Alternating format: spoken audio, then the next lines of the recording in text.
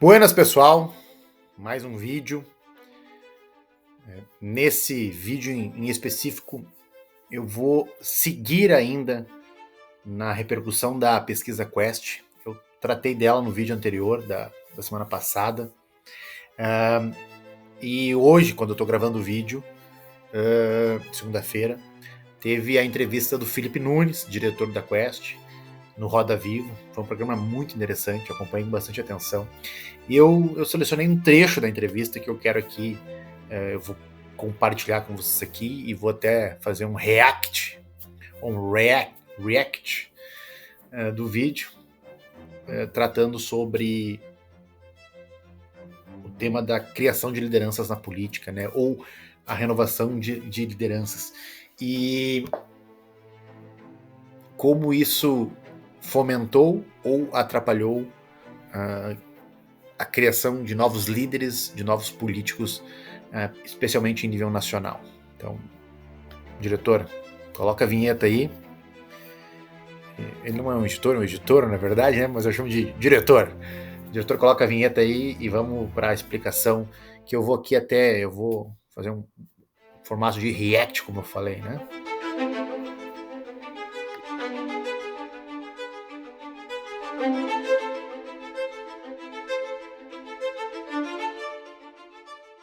Certo. Beatriz.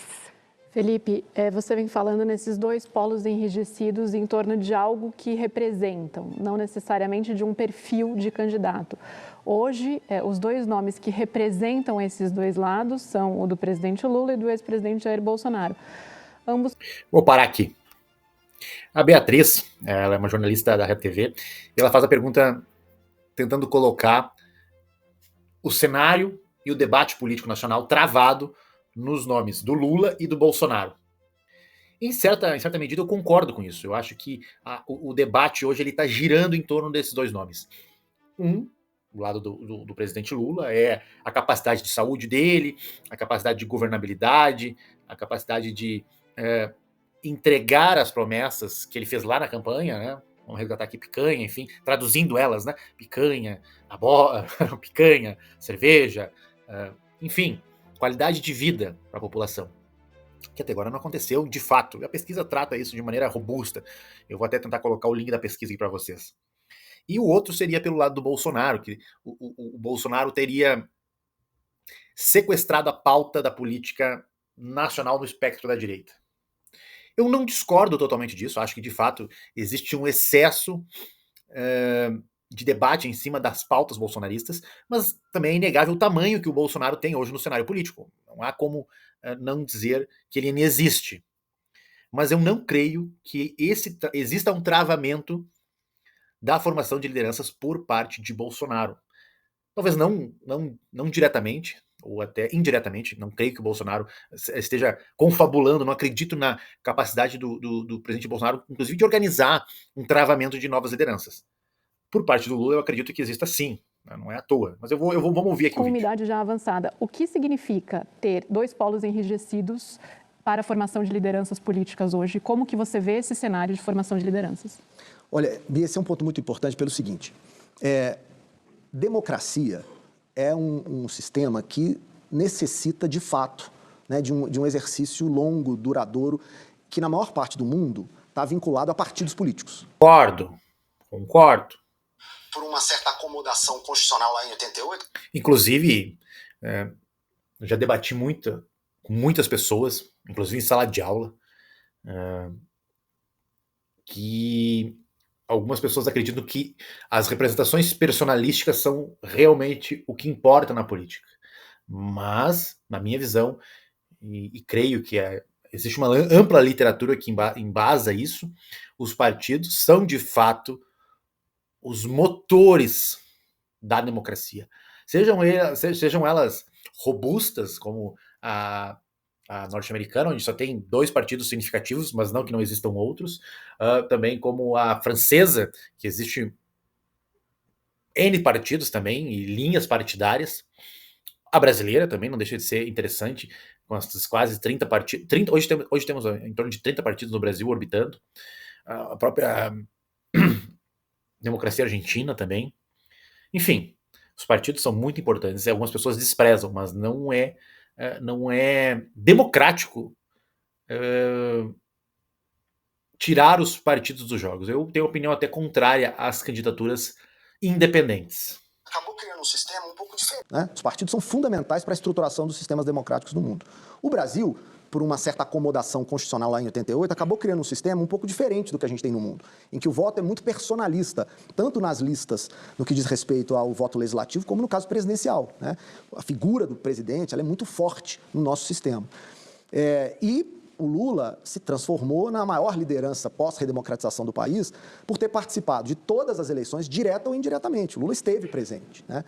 O PSDB, que era o outro polo da polarização partidária que a gente tinha, não conseguiu produzir a mesma vinculação de liderança que o Lula produziu na base. Né? E foi ali ganhando, né, nas duas primeiras eleições, né, ou depois de 89, as 94 e 98, mas depois disso não conseguiu, né, ter sucesso eleitoral. Aí surge no hiato dado por toda a crise do sistema político, o Bolsonaro. É verdade que a idade dos dois né, são senhores, né, na política. E a última pesquisa da Quest mostrou que 66% dos brasileiros preferiam que o Lula não fosse candidato, 65% ou 66% que o Bolsonaro não fosse candidato. O que isso significa? Que há uma demanda para outras lideranças aparecerem. Mas a própria dinâmica do sistema político, que dá a lógica do segundo turno uma certa combinação de preferências ali no final, isso dão eu a esses concordo. dois nomes. Eu acho que o sistema político, o sistema político e a sociedade, de uma certa maneira, estão demandando uma nova liderança, uma nova maneira de fazer política. Entretanto, ninguém conseguiu dar uma resposta a isso. O paradigma de uma nova proposta ao país, de uma nova opção de voto, varia muito do mercado, né? O consumidor, o eleitor, ele busca alguma coisa nova, mas ele não tem encontrado. Pelo lado da esquerda, como o Felipe fala aqui, o Lula, ele massificou o campo da esquerda e tornou seu nome quase que como o único hoje em cenário nacional. Tanto é que a esquerda fica muito enfraquecida sem a presença do Lula. Ele disputou todas as eleições possíveis. Inclusive, em 2018, ele era candidato, mesmo estando inelegível. Ele postulou e fizeram todas as parafernálias e burocracias necessárias. Lá no final, que ele colocou o Haddad. Mas ele era candidato, ou tentou ser. Bolsonaro é um grande paradigma que vai enfrentar agora nessa eleição, porque ele, obrigatoriamente, ou em teoria, né, afinal a gente está no Brasil, ele deve apresentar um sucessor.